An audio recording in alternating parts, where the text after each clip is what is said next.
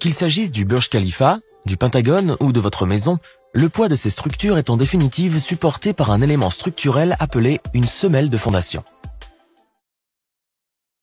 Une erreur de conception dans la semelle peut entraîner l'effondrement de l'ensemble du bâtiment.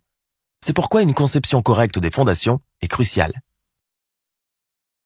Les semelles sont la partie la plus importante des fondations. Leur rôle est de répartir la charge lourde du bâtiment qui se trouve concentrée sur les colonnes, sur la plus grande face du sol, afin d'obtenir une stabilité structurelle. Analysons l'importance des semelles et leurs différents types. On y va.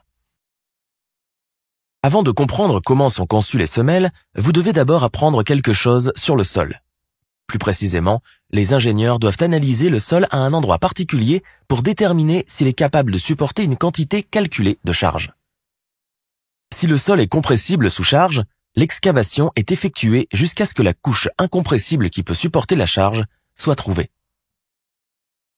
On peut constater que l'essai de charge de la plaque sur cette couche ne produit pas beaucoup de compression sur la couche.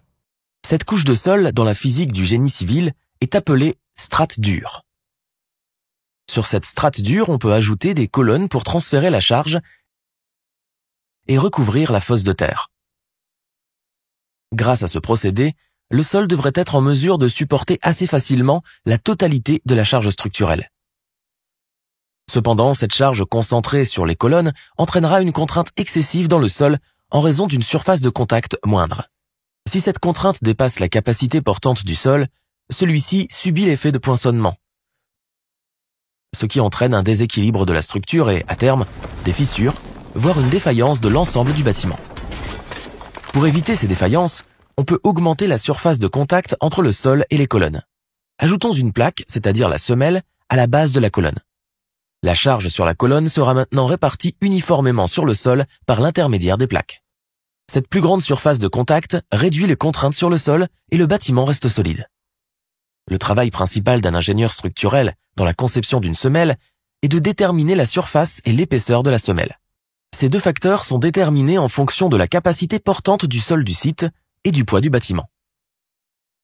Nous avons déjà vu l'importance de la zone de la semelle. Plus le poids du bâtiment est important, plus la semelle doit être large. De plus, si cette structure est soumise à des forces latérales, telles que les vents, les inondations, etc., les semelles permettront à votre bâtiment d'éviter de glisser en raison de la résistance de frottement entre la semelle et le sol. Voici maintenant le deuxième aspect de la conception, l'épaisseur de la semelle. La semelle doit également résister à la pression exercée par le sol,